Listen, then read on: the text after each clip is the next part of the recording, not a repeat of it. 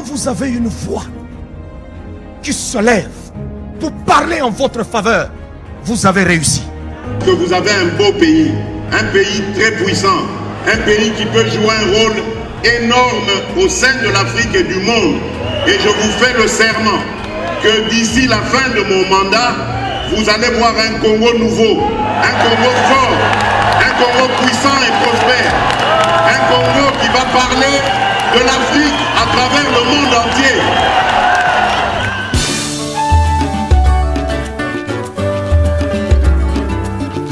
Yahweh, Yahweh, bénissa Congo. Yahweh, Yahweh, batela Congo.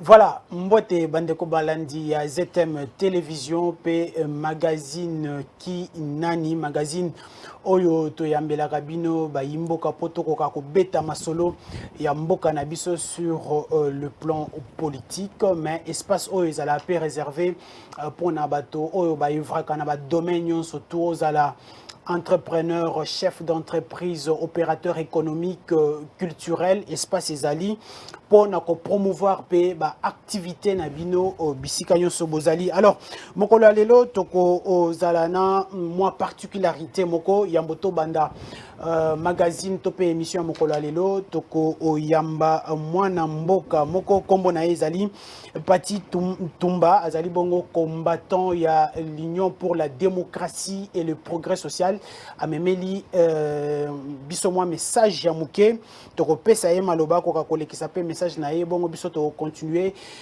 émission na biso na simana présenter bino ba yeto bengisi po ete tokoka ko développer actualité mbote mwana mboka mbote deko mbote andebone swazolanda biso sango ezali nini sango na ngai eza mingi te sango na ngai na bengisi bandeko nyonso na mokula le 23 décembre liboso ya vice premier ministre Aselo Kito ministre intérieur pour na revendiquer pe na ministre délégué pour le président de la République madame Nana Manamina. Donc, tu bien ici, sur le 23 pour être la sitting devant vice-premier ministre intérieur. Sitting na biso za pona nini.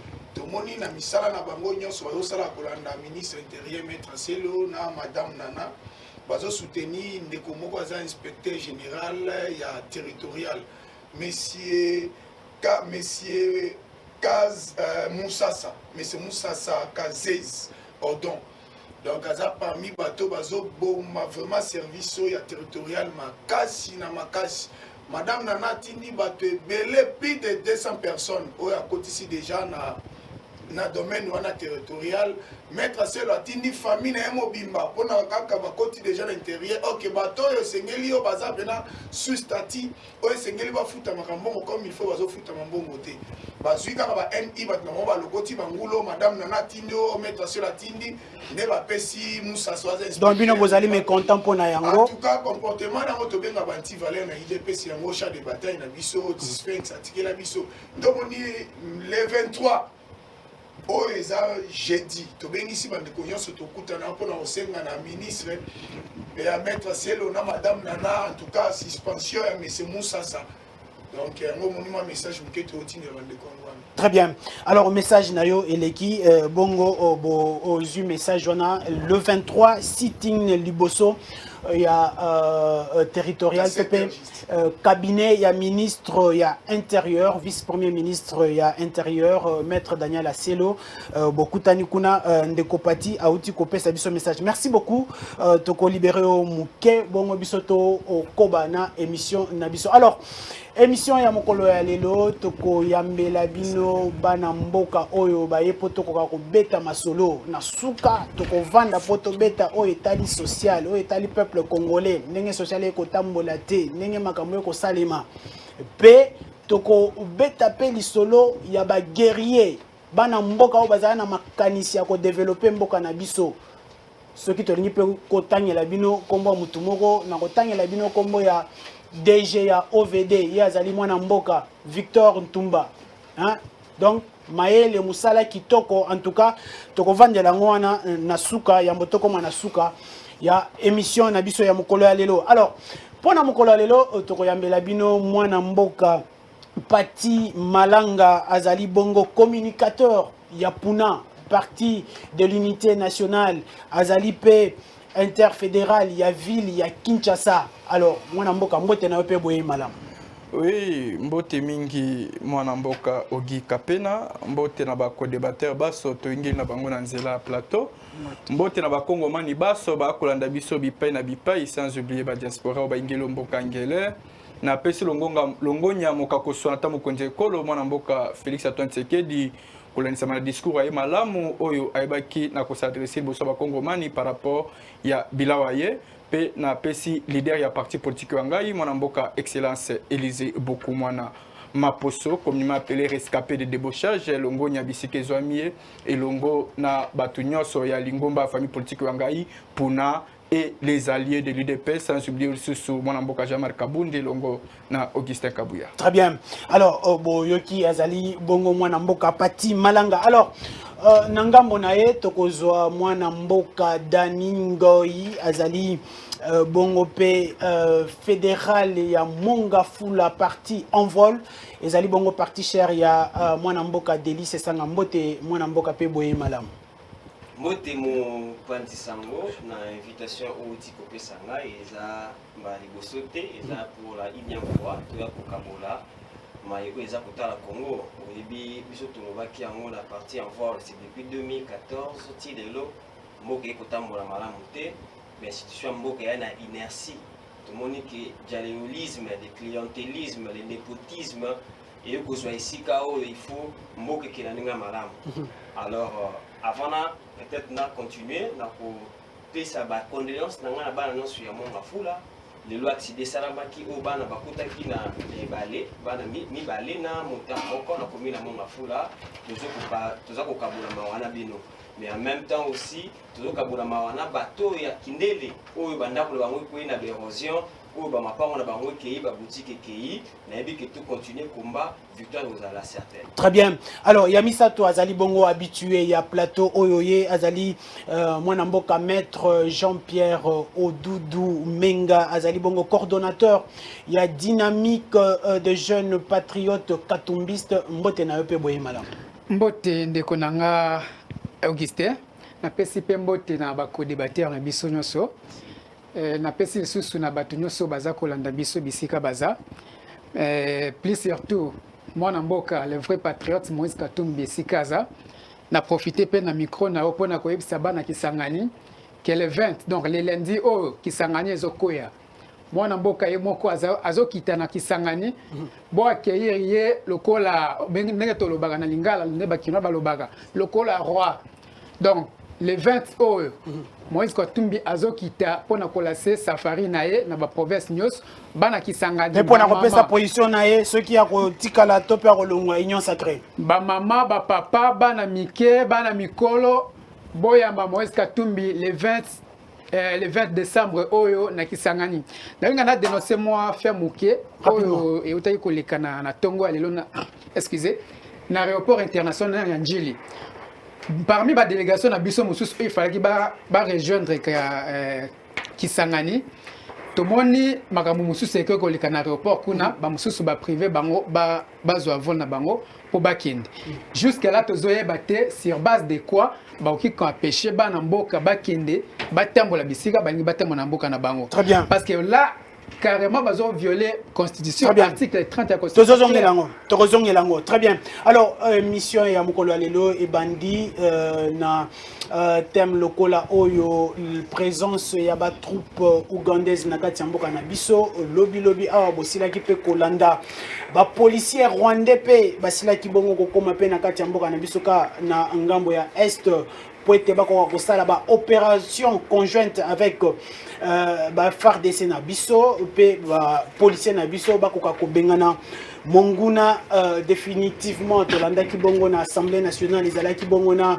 invitation etala ki mwana mboka ministre ya intérieur koka ko yanola na mituna ya ba député yango to bengisi bandeko potokoka kobeta lisolo ya sécurité na est ya mboka na biso. Alors nakobandana ndeko Pati Malanga bino bozali na kati ya union sacrée bozali ko soutenir pe mokonzi ya mboka na vision na ye tolandaki mokonzi mboka na discours na ye liboso ya deux chambres de parlement réunies en congrès sur le plan sécuritaire. Les lots tozali kobika na ba opération conjointe armée ougandaise na FRDC. Les lots ba policiers boyoki ndenge makambo bana mboka ebele ba boyi fayulu aboyi bato ebele lisanga bonganga Noël Tiani ba boyi likama ba policiers. Est-ce que ezali danger te na kati ya mboka na biso? Merci beaucoup mwana mboka Ogi Kapena na kutuna malamu oyo osili ko soulever wakati wa etandike pona koyeba na kotalisa ba kongomani kolandisama na maimarche oyo eza koleka entre mboka biso Congo elongo na ba mboka biso ba paya o baza koya ko porter quand même surtout ba pembe na biso.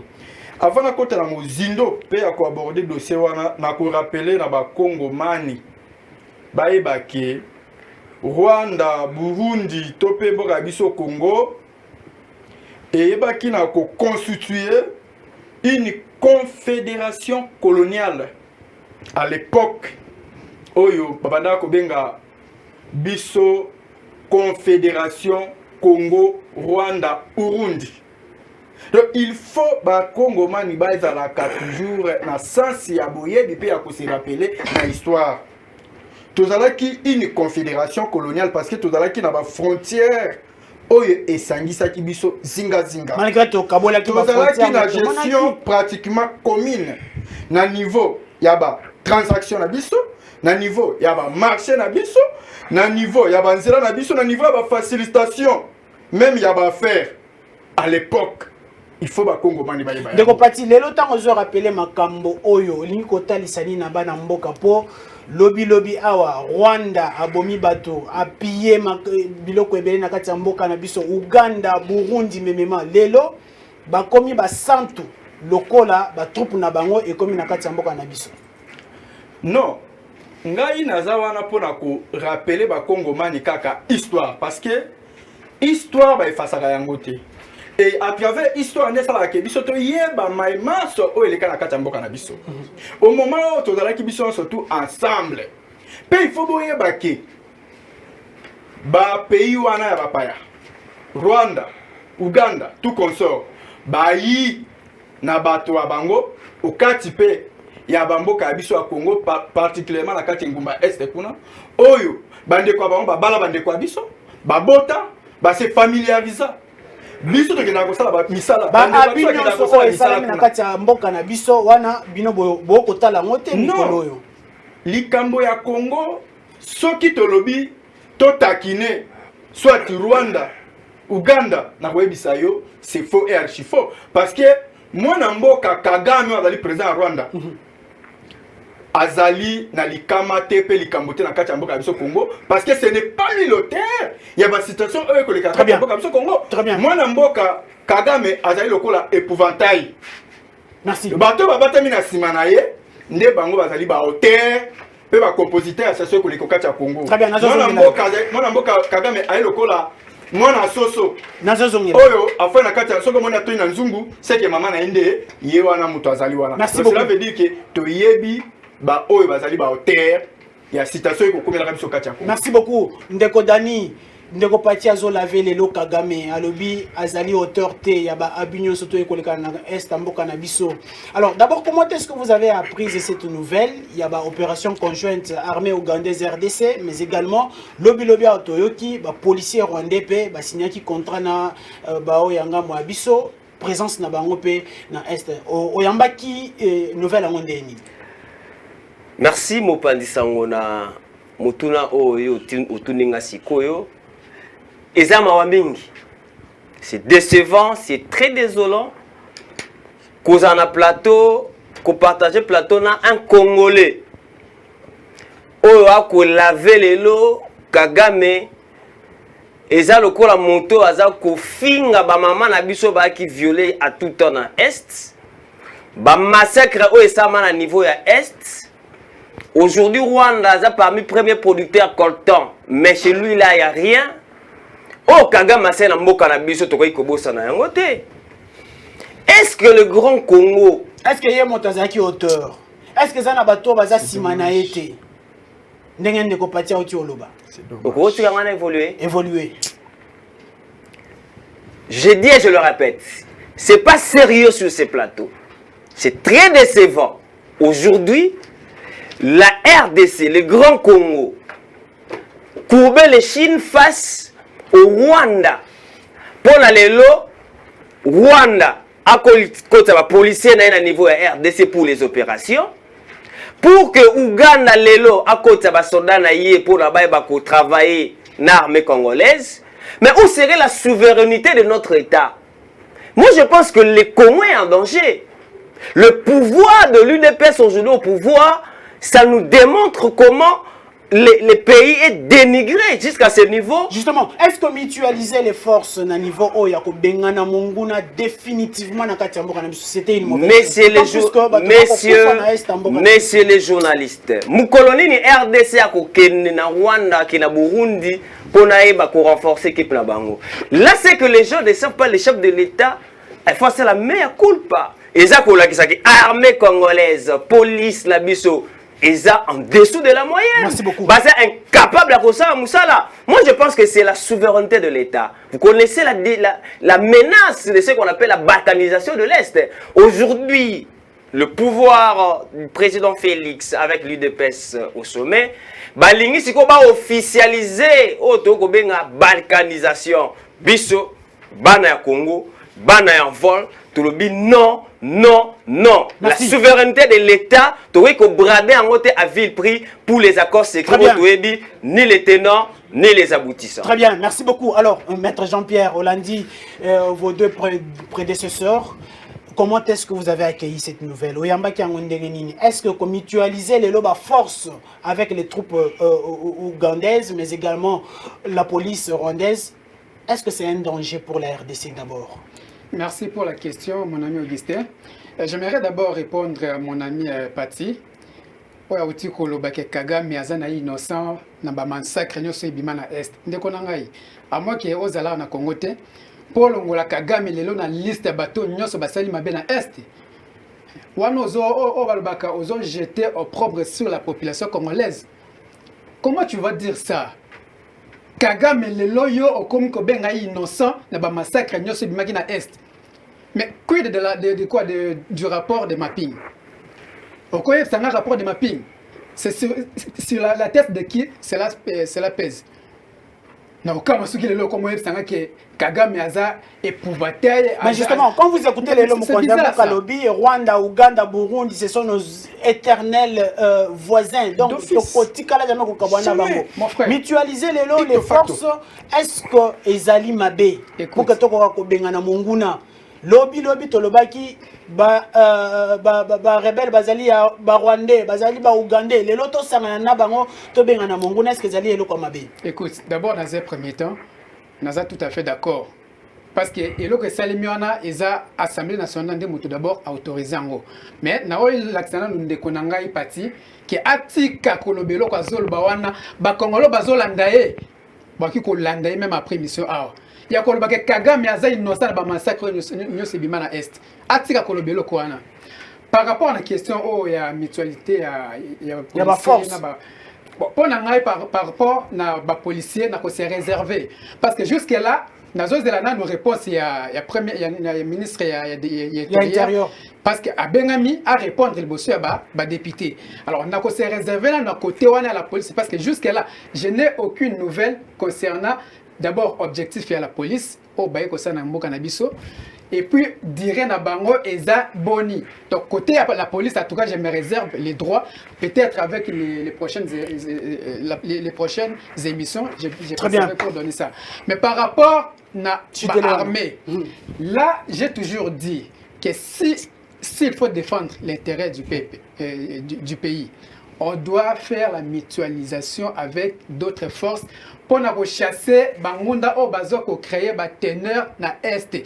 Je suis tout à fait d'accord, même mon parti politique, Assemblée pour la République, ou la dynamique des jeunes patriotes dont je suis coordonnateur, nous sommes tout à fait d'accord qu'il y ait une mutualité des forces pour mettre Bangunda hors état de nuire. Parce que tu perds des bandes qu'on a besoin de ba o nyonso baza ko boya lelo que ba armée ougandaise ba ya kopesa moi force na armée na biso donc ba ngonde baza ba premier ennemi ya mboka. Merci beaucoup. Merci beaucoup. Alors la quatrième personne vient de s'ajouter, le quatrième invité évidemment, lui c'est monsieur Sissi Chidjondo, il est le coordonnateur de date donc dynamique agir pour tous Mbote mwana mboka. Oui, Mbote ndeko Augustin, Mbote na bande konyo surtout bazali na plateau, Mbote na batunyo surtout bazali na ndako. Moi excuse mingi pour na problème ya retard.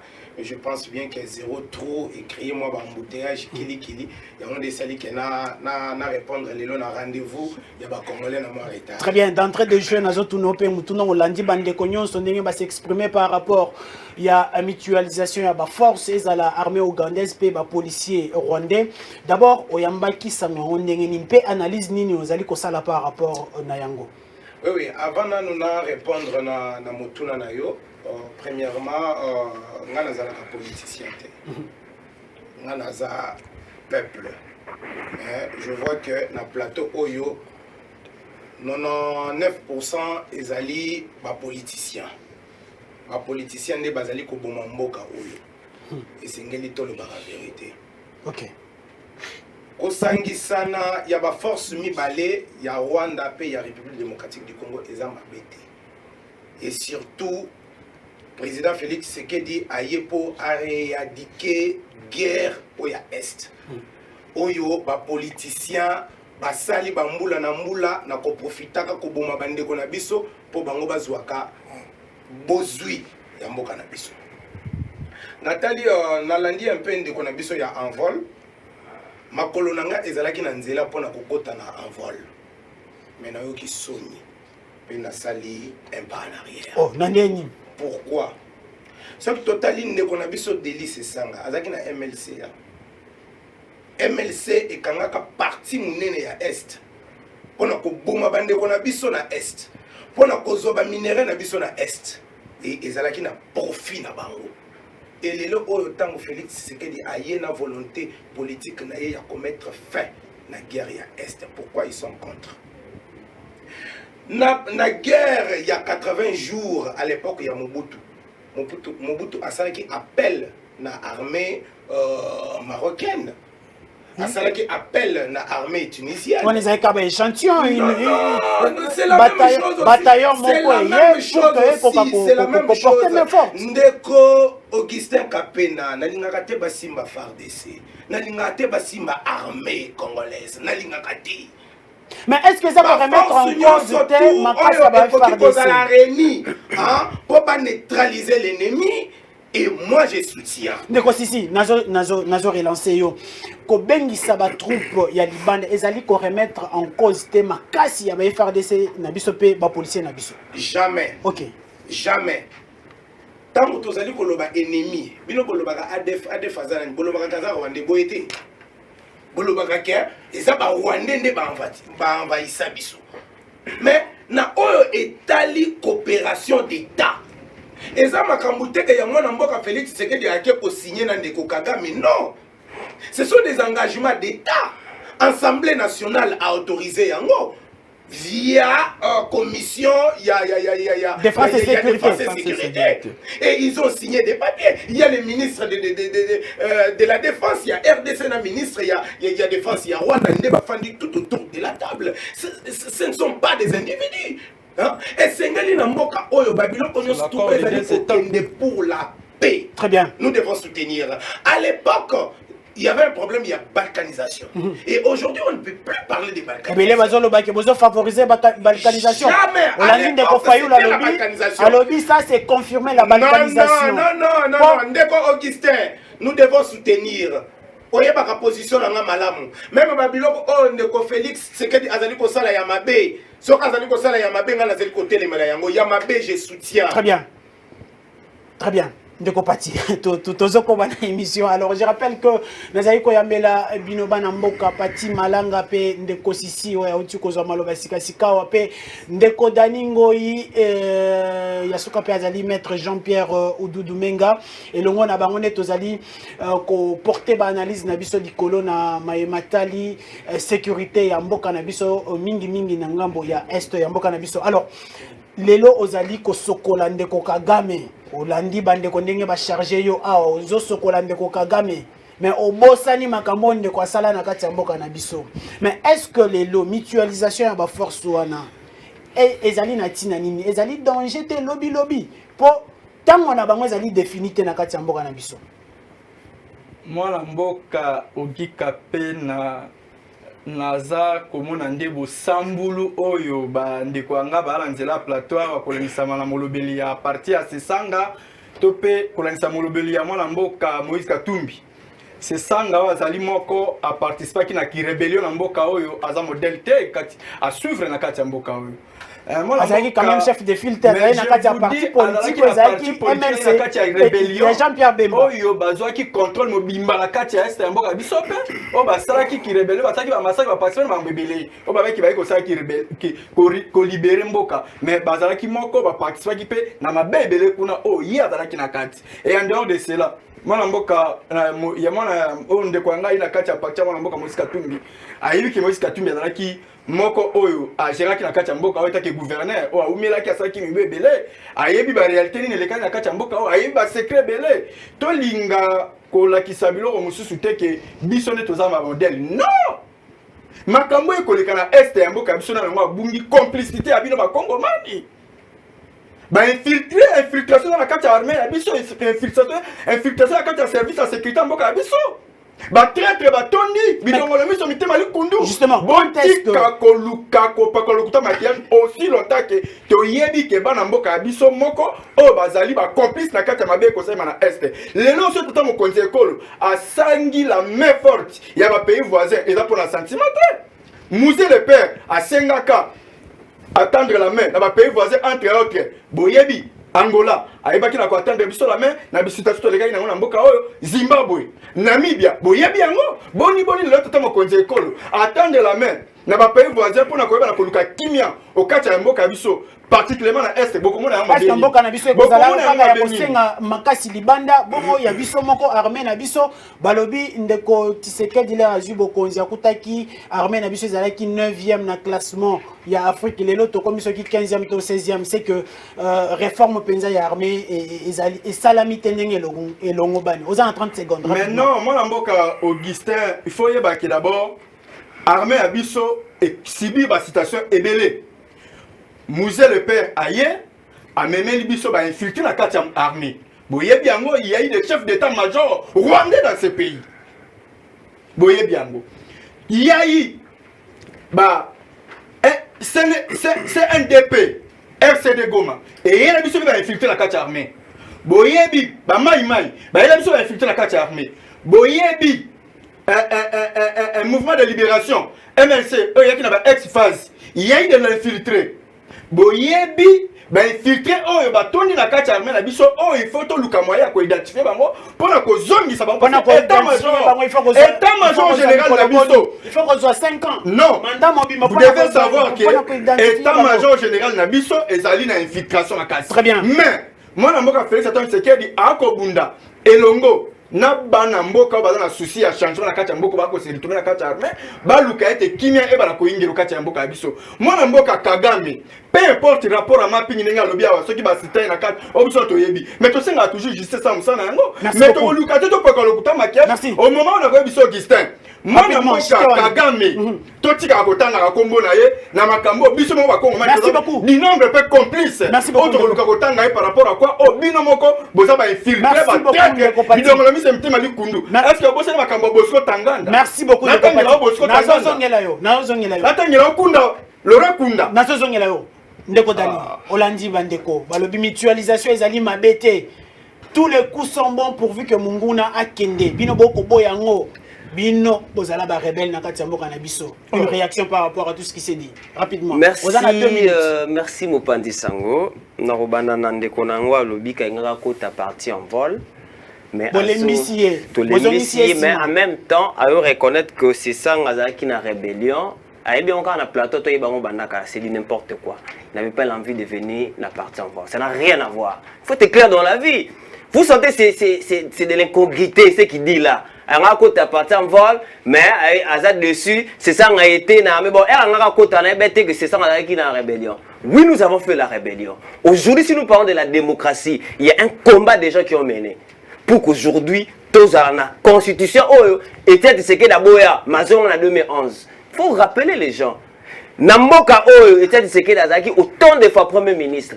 Tozoa piège à 91, Tozoa piège à 93. Qu'est-ce qu'il a fait de ces pays? Surtout tout ça bilan. Donc, tout le là débat na biso, il y a sentiment. Ceux qui ont besoin, il y a Tozoa moi certains intérêts na président en place. Tout le là débat à niveau plateau. Tout il y a souveraineté à Moka où ils sont en danger. Et bah que la troupe ougandaise, ils ont pour tout mutualiser la force na biso pour la tout bengana ba munguna. Ba munguna ngo bazawa. Mais ezaka ka mboka wana nde bango bataliboso ba kotake biso. Est-ce que makambo biso na Rwanda na Uganda bandi lelo? Uganda nous doit 10 milliards de 10 milliards de dollars. 10 millions de dollars. Justement, tant mon konzambo ka siko azolinga asala makambo ezala polele entre non, c'est de la faiblesse, c'est de la faiblesse du gouvernement actuel, du régime actuel. Bastali chapeau bas. Et la troupe ougandaise, il faut opérer dans RDC. Ah, pour la logistique, ils en charge à nan. Parce que même si on a dit budget à Moka Oyo, la réponse c'est qu'elle est faite. Il n'y a rien. L'opération ougandaise dans RDC, c'est appuyé par quoi, par qui? Donc, c'est une zone d'ombre au but on a évité. Et les gens prennent du sérieux à parler de l'armée, par exemple, tunisienne, gabonaise. Oui. Mais quelle est la relation entre le Rwanda, l'Ouganda et le Gabon? Vous allez voir que nous, avec le Gabon, il n'y a pas de problème. Mais avec Ouganda, avec Rwanda, aujourd'hui, il faut les porter pour que ah oui, la question de la on ne négocie pas sur la souveraineté. Vous savez, autant de fois, l'armée ougandaise, l'armée rwandaise, balinga ba soit partie est na biso. Mais maintenant, quand nous voulons officialiser, c'est comme si on a vraiment dit pour vraiment mboka na biso malamo pour ne permettre bango un jour ba kozwa mboka na biso. Je termine en disant 10 secondes. Je termine en disant rapidement. Makambo, il y a armée ougandaise, makambo il y a la police na niveau RDC, tout ça contrairement pourquoi parce que ils a transparenté le lot en enlisement. Les lots en enlisement. Bah quoi biso que tu gagnes la moque, tu suis région. Combien de régions au biso déjà te récupérer? Il n'y en a pas. Donc les gens se livrent dans des réseaux sociaux, dans des steaks tombent dans la 10e rue et puis on veut mettre ça sur la table d'un plateau pareil. Alors, Ndeko Jean-Pierre Olandi, est-ce qu'aujourd'hui on peut dire que cette mutualisation-là aura des répercussions na Mikolezali Koya, des répercussions négatives na Mikolezali Koya, ou c'est une bonne chose que vous-même vous encouragez? Je ne partage pas le point de vue de ceux qui disent qu'il y aura des percussions dans l'avenir. Mais avant que je ne vienne par rapport à cette question, j'aimerais d'abord dire à mon ami Pati. Alors vous avez 2 minutes, vous les gérez bien, rapidement. Cher ami Pati, Naoki très bien, na lando en tout cas dans ma tenue somi balé. Au lobby qui est ba congolais belé bazaki ba complice. Bien sûr, on ne s'en disconvient pas. Tu es bien que belé tilelo baza ba complice. Exemple, kaka oyaza na gauche na ngai. Azape parmi ba complice na sas na zolo belaye pour bongo. Aouti nenga zawana, azalaki conseil du ministère de la Défense. C'est faux, une fausse information. Je vous dis. C'est une fausse information. C'est une fausse. Je n'ai jamais été conseiller au ministère de la Défense. Il ne faut pas m'attribuer une fonction. Non, là, vous devez d'abord retirer. Je ne suis pas conseiller. Non, mais il doit d'abord retirer. Je n'ai jamais été conseiller. Non, là, il doit retirer. Vous allez réagir. Il doit retirer. Je n'ai jamais été conseiller au ministère de la Défense nationale. Vous allez réagir. Rapidement, allez-y. Au ministère de la Défense. Vous parlez des travailleurs. Merci. Tu n'as jamais travaillé au ministère de la Défense. C'est vous le journaliste? Moi, je vous dis ceci. S'il vous plaît. Congolais. Évoluez. Bon, la distraction en athée. Aouti ko travailler dans le ministère de la Défense. Azalaki na kati ya bateau de liste sanga tinda na kati ya ministère de la Défense. Le corps va se retirer dans komi kolo. Il faut bon même la biso ba to le bakaba mémoire ba nini ba devoir de mémoire. Biso na ye tozali bo poser na mission et pas na yo en plusieurs fois. Combien de fois a soutenu le Congolais tant qu'à na carte pouvoir. Merci beaucoup. Rapidement. Lelo a se retiré. C'est de la fausseté ce qu'il dit. C'est de la fausseté. Je n'ai jamais appuyé ça. Je n'ai jamais appuyé ça. S'il vous plaît, vous avez votre temps de parole. Je n'ai jamais parlé de ça. C'est de la fausseté. Un peu d'élégance. Vous aurez votre temps de parole. Très bien. Rapidement. Allez-y. Qui c'est ça, Morvé, c'est mon Allez-y. Ah, mais dans la fausseté, bien sûr. Je vous dis ceci. Que les Congolais notent que Moutou Oyo a Kosibino va Congolais bolanda été. Merci beaucoup. A Koko Sabino. Merci. A la plateau à informé. Merci beaucoup. À informé. À informé. Parti par rapport à vous avez débordé. 10 secondes. Par rapport à rapport mapping. Moi je vous dis, bien sûr, rapport mapping est sa justice. Mais parmi les bateaux, cité qui n'a qu'à rapport de mapping.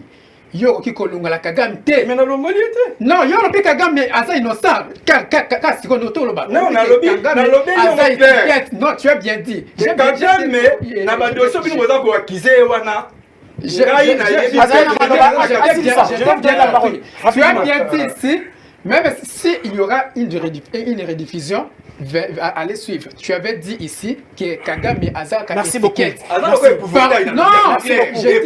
merci beaucoup. Merci beaucoup. Mais lorsque tu dis merci, je reviens à vous. Cela veut dire Azar innocent.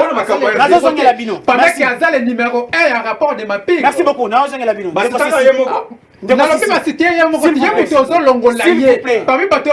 S'il vous plaît. Les cerveaux motrices. Merci beaucoup, s'il vous plaît.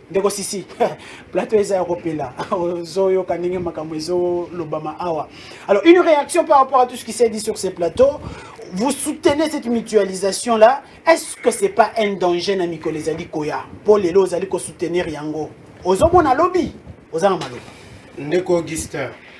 Nazali Koyoka Soni. Ma politicien n'a pas besoin d'aventurier. Permettez-moi les termes. Nous avons un vrai aventurier. Pourquoi Nazolo Bayango? On ne peut pas être opposant pour l'être. Il y a un moment où on a besoin d'opposition, ils ont critiquer même Babilo et Malé, même Babilo et Malam.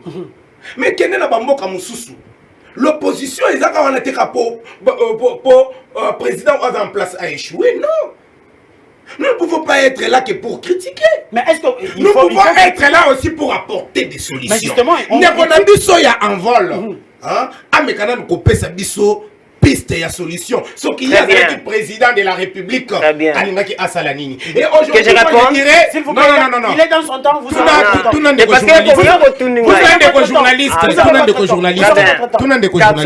vous avez la parole. Dès que Ogi Kapeda, Bapesa, ma proposition.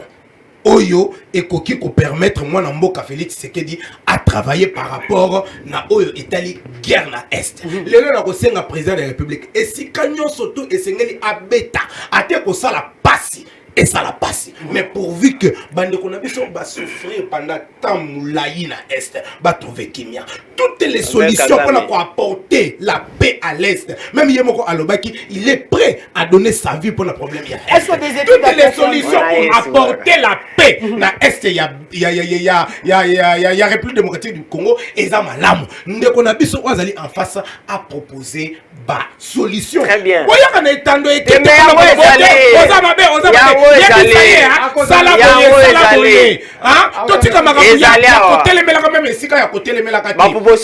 Heureusement, moi je ne suis pas politicien, ils sont des politiciens. Et ils viennent ici avec leurs mensonges pour bailler beaucoup sa population. Et la population c'est ngeli afongola misu na bato lokuta. Nazali ko relancer on ndeko sisi maloba ezaka ipana yo ndeko Denis Mukwege aboyi likambo ya ba force wana tolandi ndeko Fayulu alobi photo boya likambo wana ezali déjà ko définir balkanisation ndeko Lisanga Bonganga ndeko nani mususu alobi donc ndeko Noël Tiani ozomona ba réaction bango ba congolais te tango ba komona déjà na musika makambo ekoki ko mais ozomona te kenyo ba tu nyusu tangelinga na ce sont les politiciens.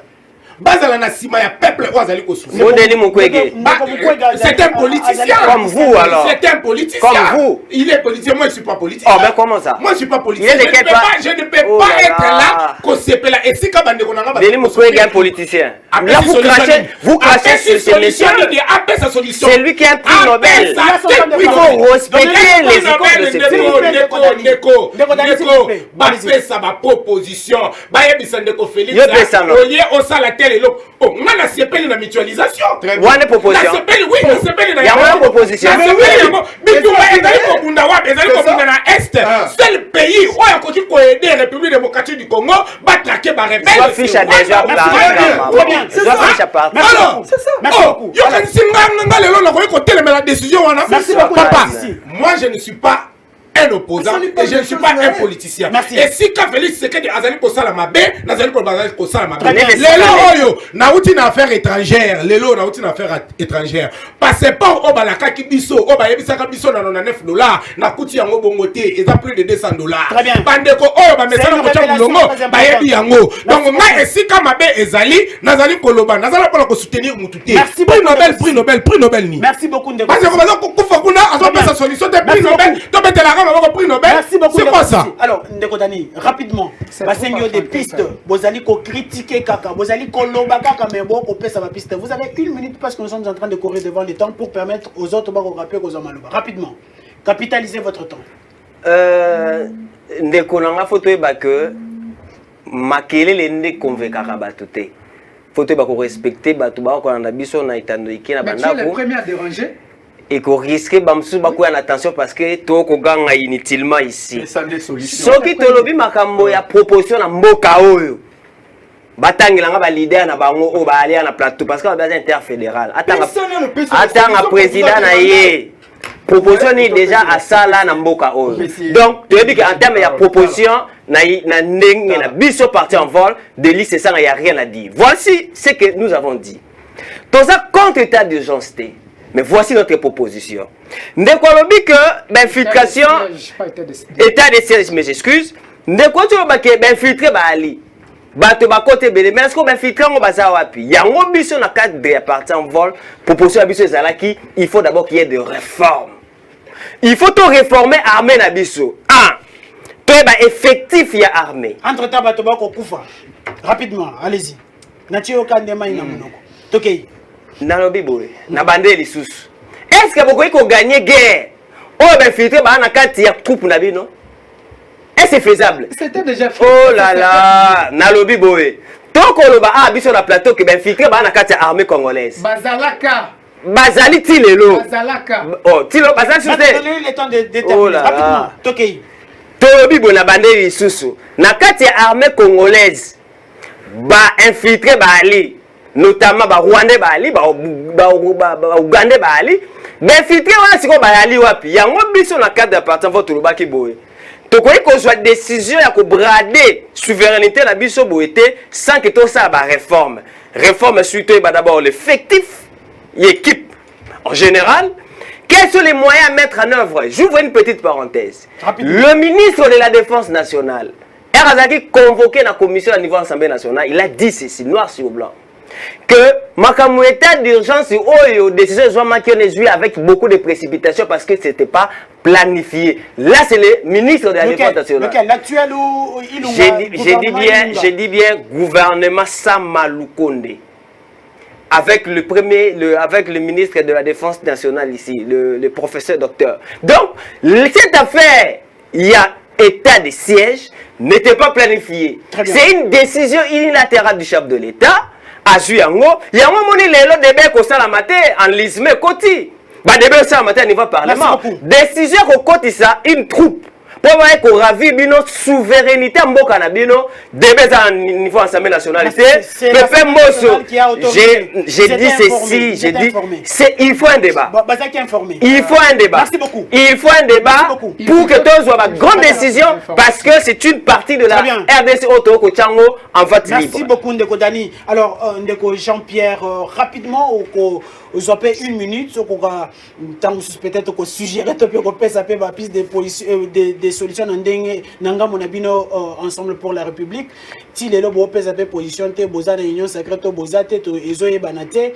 Alors rapidement vous avez la parole. Ndeko nanga il faut na recadrer au mukia. Te ngana tuni onde mutuna. Te kolobate depuis kolobake bokolongwa bolongwe te. Bozolo beloko te. Yango ngana tuni kaka. Kolongwa te eza droit ya nga mutuna na plateau a te. Très bien. Pour bande na dernier mot ensemble. Moto aza na dernier mot. Moi je vous avais dit que azo kende les 20 donc lundi azo koma na kisangani kuna nde ya koloba makambo nyonso polele eloko kobanga moto ezate ceux qui parmi ba contact nyonso azwaki amoni que non il faut se retirer on va se retirer et puis to la opposition républicaine to kozala lokola bandeko na biso ba uti kolongwa ba komi ko telemele loka teza eza bien zela tika ngana muke muto ensemble à cette piste. Moi je te dirais ceci ndeko na ngai Moïse Katumbi azoleka le lundi na Kisangani azobima officiellement azola CP activité na biso parti politique de manière officielle donc to binate avant qu'il y ait moko abeta na musique.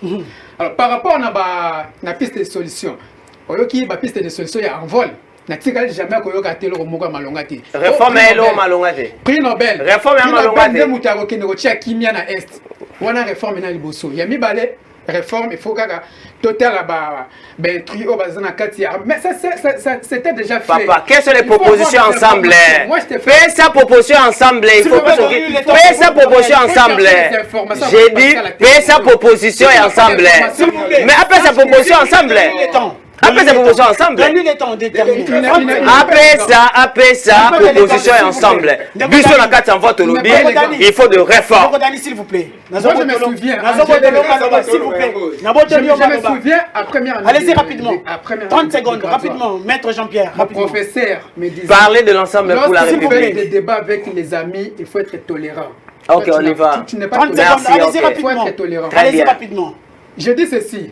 Mutu o azoloba kie lelo lokola ba intru bazana kati ya armée na biso donc il faut to telemisa état de siège mais na lobi bongo pendant que yo on te repose toute question mutuya ça c'est une oreille ça peut pas passer sur un plateau pendant que tout ça ba réforme bande ko na biso ba kufa ka kona na est opposer question na atikali ko répondre à côté ngamo ko na zai parmi bato balobaki kie la manière tozo kende en tout cas tozo ngana na sima total année toki ko ba mécanisme mususu quelques minutes après Assemblée nationale a eu idée ya kozwa barme mususu pona mutualisation force wana desko eza parmi basoso même na côté na biso ya dynamique des gens patriotes katomistes to ya ensemble pour la République.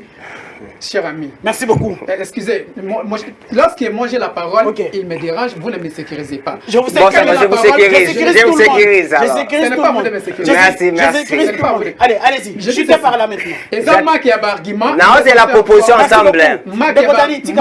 C'est pas la proposition ensemble pour les changements. Alors moi je dis ceci. Pour l'ensemble, il faut d'abord, et loco Félix na Assemblée nationale Basali, ils sont très capital. Parce que et loco même Joseph Kabila.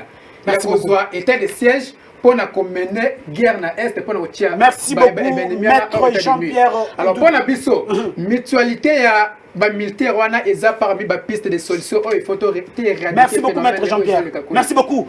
Ndeko Pati rapidement.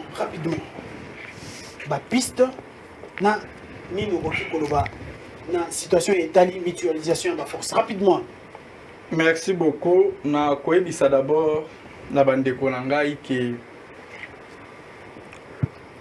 bitumba epesaka kimia te kimia nde mutu esalaka ke bitumba ezwa place te o mwana mboka Félix Antoine Tshisekedi aza koluka kimia eyebana koyingila kati ya este pour que marche ezala molongo koluka te tokende makambo na désordre kolandisama na oyo nyonso te mabe tovive na kati ya mboka oyo mwana mboka asesanga aisi azwa ngolu ya kotravaille na barégime euti koleka awa apporter à malamu pété na ba travailler ba régime to na précision mwana mboka asesanga travailler na régime ya ndeko Kabila na azala na poste nini apporter ya malonga poste nini ouais c'est une déformation allez-y yo ko apprendre ngai to telo bazaki nani kasi laisse-moi parler azaki nani c'est poste ministériel tel travailler ouais mais c'est gagné c'est du mensonge sur un plateau de télévision sur un plateau de télévision il était qui allô bah s'il vous plaît j'ai même c'est n'importe quoi sur un plateau et puis un interfédéral s'il vous plaît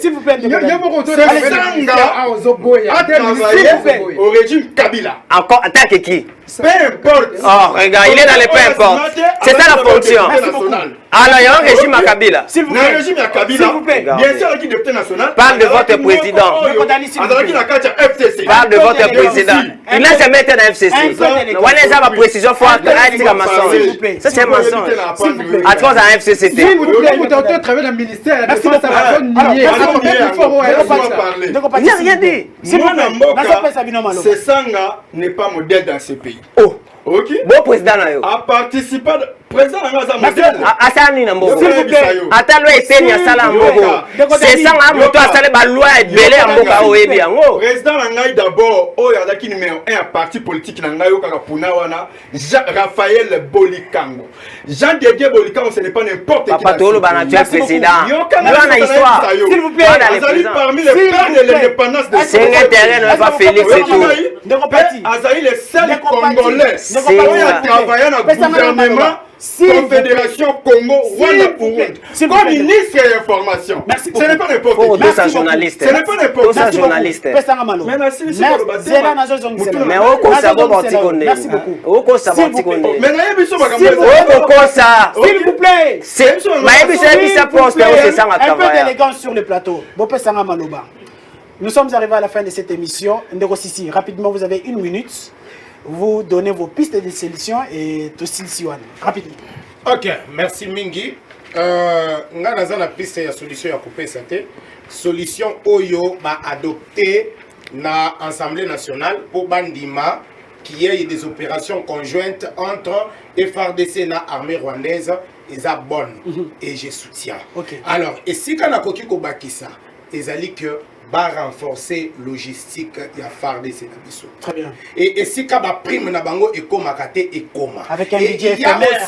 Il y a aussi ce que je dois demander, amélioration il y a ba conditions sociales il y a ba militaires. Très bien. Et actuellement dynamique agir pour tous a dans activité moko pour le 24 et le 25 pour les orphelins des militaires et le veuve des militaires. Très bien. Et d'ailleurs dans la rentrée scolaire awa dynamique agir pour tous et soutenir qui bana yaba orphelins militaires. Merci beaucoup. Yaba veuve militaire pour la rentrée scolaire. Merci. Alors beaucoup. de ces côtés-là, nous devons demander à notre gouvernement et soutenir FARDC Nabiso poto yeba ndenge ya ko bundisa monguna wazali ko bundisa. Merci beaucoup. Tokomi na suka émission ya mokolo lelo topé magazine abino boyo kinenge plateau et pelaki moto. Merci beaucoup. Na yonde ko Dani lokolo ya ndimi ko yamba topé ko yanola na invitation na biso. Que les médiocres dégagent.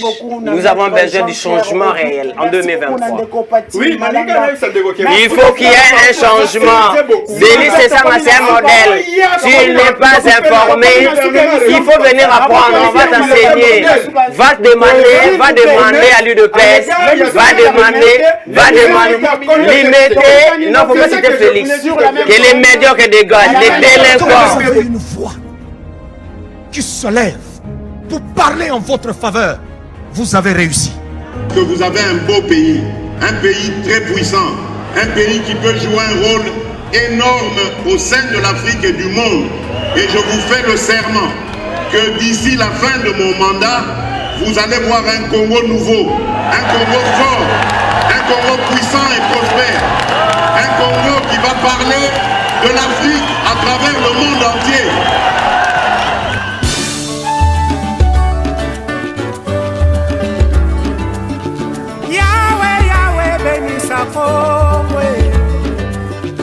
Yahweh, Yahweh, batela mitombo.